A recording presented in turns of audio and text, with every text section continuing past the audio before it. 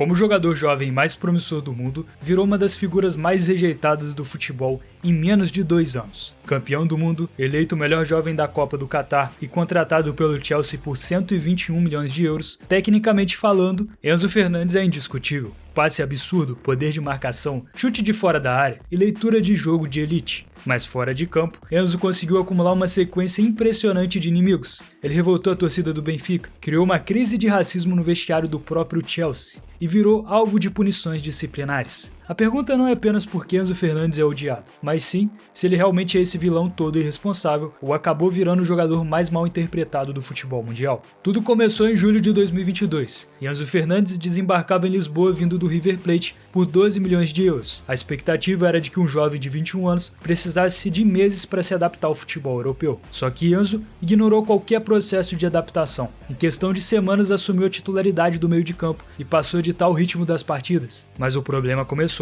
na Copa do Mundo do Catar. Enzo começou o torneio no banco da Argentina, viu a derrota contra a Arábia Saudita e entrou apenas no segundo tempo. Contra o México, em um jogo travado e tenso, Scaloni colocou Enzo em campo na reta final. Aos 42 minutos, ele recebeu na entrada da área e acertou um chute espetacular no ângulo de Ochoa. A partir daquele instante, tudo mudou. Enzo virou titular absoluto, dominou o meio de campo nas vitórias contra a Polônia, Austrália, Holanda, Croácia e na final contra a França. O garoto terminou o ano como campeão mundial e eleito o melhor jogador jovem da Copa. Consequentemente, seu valor de mercado explodiu. E aí veio o interesse do Chelsea. Só que o Benfica vivia um momento importante da temporada. Liderava o campeonato português e estava classificado para as oitavas da Champions. A diretoria e a torcida não queriam vender seu principal jogador no meio da temporada. Foi exatamente aí que o problema do comportamento de Enzo apareceu pela primeira vez. Decidido a ir para a Premier League, ele viajou para a Argentina durante a pausa do Réveillon, sem autorização do Benfica, faltou aos treinos e peitou a diretoria. Rui Costa, o presidente, tentou encontrar uma solução. Propôs que o Chelsea pagasse um valor abaixo da multa, mas Enzo permanecesse emprestado ao Benfica até julho.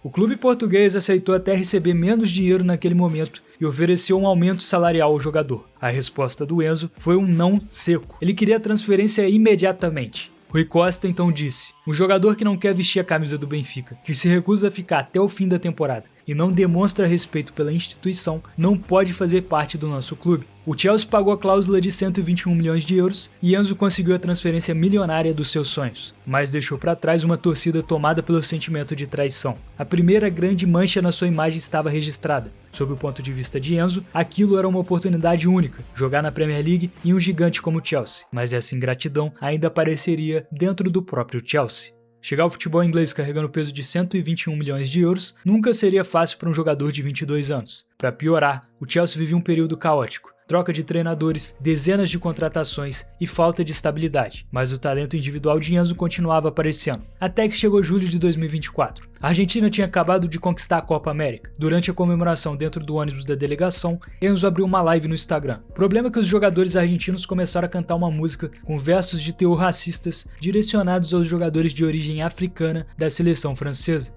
Enzo encerrou a live assim que percebeu a gravidade da situação, mas já era tarde. Os cortes do vídeo se espalharam pela internet e a reação dentro do próprio Chelsea foi dura. Wesley Fofana republicou o trecho com a legenda: o futebol em 2024, racismo desinibido. Vários jogadores franceses do elenco deixaram de seguir Enzo. A Federação Francesa de Futebol apresentou uma queixa à FIFA e o Chelsea abriu um procedimento disciplinar. Depois, Enzo publicou uma retratação reconhecendo que as palavras eram ofensivas, pedindo desculpas e se colocando à disposição para conversar pessoalmente com os companheiros. Meses depois, Fofana afirmou que havia conversado com Enzo, aceitado suas desculpas e que não o considerava uma pessoa racista. O Chelsea também encerrou o processo disciplinar após o jogador se comprometer a apoiar organizações que combatem o preconceito. Mas a internet não esquece. Para a imprensa europeia e para torcedores rivais, a imagem de Enzo já estava manchada. A partir daquele momento, cada toque dele na bola em estádios ingleses passou a ser acompanhado por vaias. Apesar de toda a pressão, o futebol dentro de campo continuava sendo diferenciado. Enzo reconquistou o respeito dos companheiros e assumiu um papel central na organização da equipe. Inclusive, foi nomeado vice-capitão do Chelsea. O mesmo jogador que tinha protagonizado um dos maiores escândalos da imagem do clube, agora recebia a missão de liderar um vestiário jovem. Parecia que Enzo finalmente tinha amadurecido, só que a ilusão durou pouco. Em março de 2026, durante a data FIFA, Enzo concedeu entrevistas e começou a fazer elogios à cidade de Madrid, dizendo que adoraria viver na capital espanhola no futuro.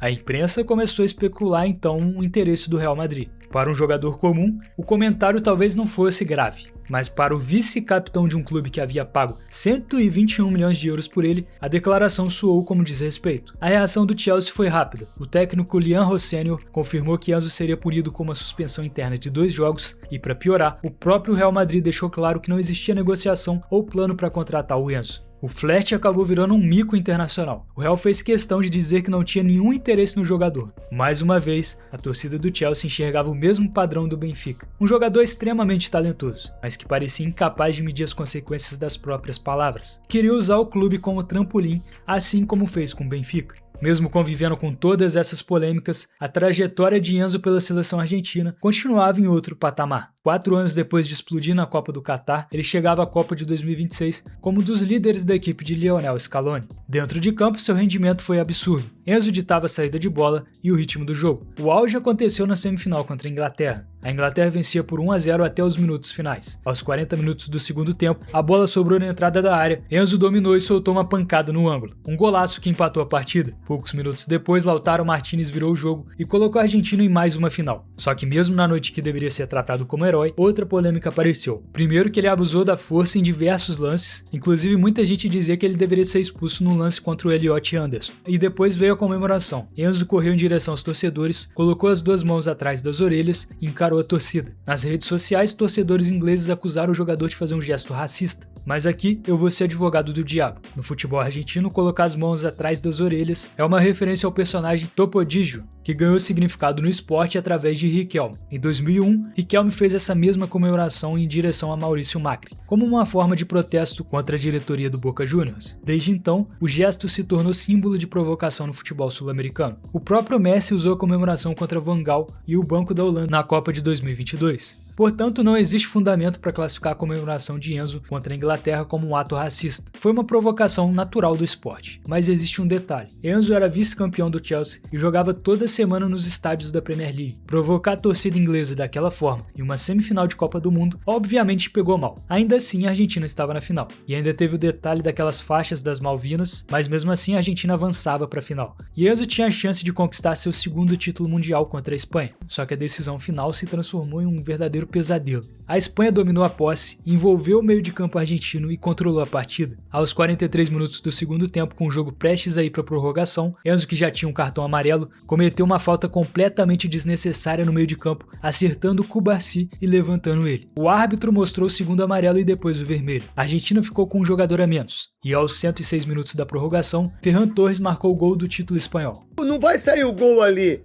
Sabe, não foi uma falta violenta, mas foi uma imprudência idiota da parte dele. E é para cartão amarelo.